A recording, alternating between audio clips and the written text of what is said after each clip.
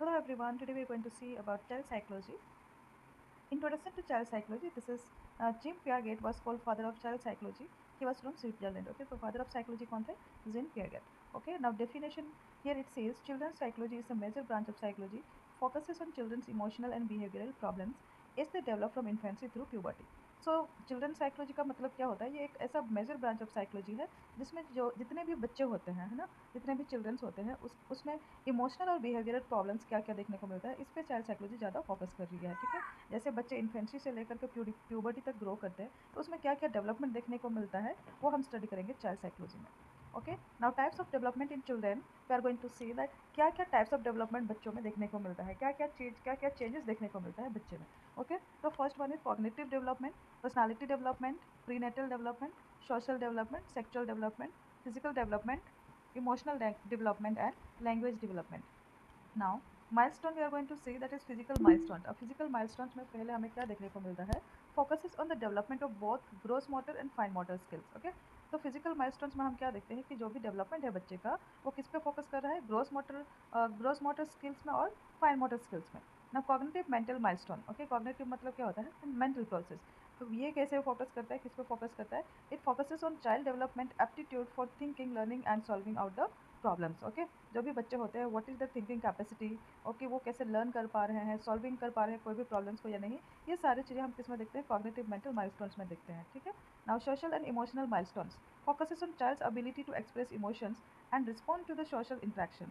Social and emotional milestones में हम देखते हैं कि जो भी बच्चे हैं वो अपना इमोशंस को किस तरह से एक्सप्रेस कर पाते हैं या फिर वो नहीं कर पाते हैं। ठीक है, या फिर सोशली वो किस तरह से इंटरेक्ट कर रहे हैं, किसी से मिलना जुलना कर रहे हैं या फिर नहीं कर रहे हैं, या फिर खुद को ज़्यादा आइसोलेट करके रखते हैं। Okay, so that is we are seeing in the social and emotional milestone. Now communication and language milestone that focuses on children verbal and non-verbal communication skills. इसमें क्या फोकस करा है कि बच्चे जो है वो नॉन वर्बल और वर्बल स्किल्स जो है वो कैसे शो करते हैं। कोई कोई बच्चे होते हैं टाइम पे बोलने लग जाते हैं, कोई कोई बच्चे होते हैं टाइम पे नहीं बोलते हैं, लेट से बोलते हैं, और कोई कोई बच्चे होते हैं जो बिल्कुल मतलब बोलते नहीं हैं। ठीक है, या फिर उनके बॉडी लैंग्वेज के थ्रू से हम पढ़ सकते हैं कि बच्चे को क्या प्रॉब्लम हो रही है। ठीक है, now next we are going to see is behaviour. Child behaviour about behaviour, child behaviour is use should be address properly. Child का जो बिहेवियर है वो क्या होना है? उसको जो भी बिहेवियर इश्यूज है उसको प्रॉपरली हमको क्या करना है? एड्रेस करना है। Okay, now some children might be naughty impulsive in nature. कोई कोई बच्चे क्या हो सकते हैं? नॉटी हो सकते हैं नेचर में, वो इम्पल्सिव भी हो सकते हैं। उसका बिहेवियर को हमको क्या करना है? नोटिस करना है और आइडेंटिफाई करना है। Root cause of some behaviour might be brain disorder, genetic factor, improper diet pattern, family dynamic and stress.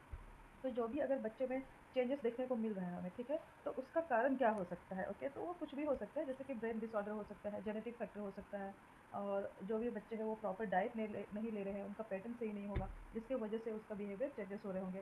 Family dynamic हो सकती है या फिर किसी भी तरह का स्ट्रेस हो सकता है। Due to that we can see some changes in the behaviour of the children.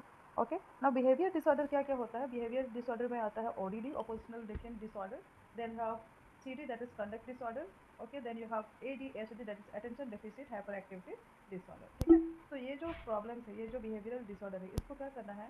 इसको हमको स्पेशल अटेंशन देना है और इसको ट्रीटमेंट करना है सही टाइम पे, नहीं तो ये क्या हो जाएगा? आगे जा करके बहुत ज़्यादा प्रॉब्लम कॉज करेगा। ठीक है, थैंक यू।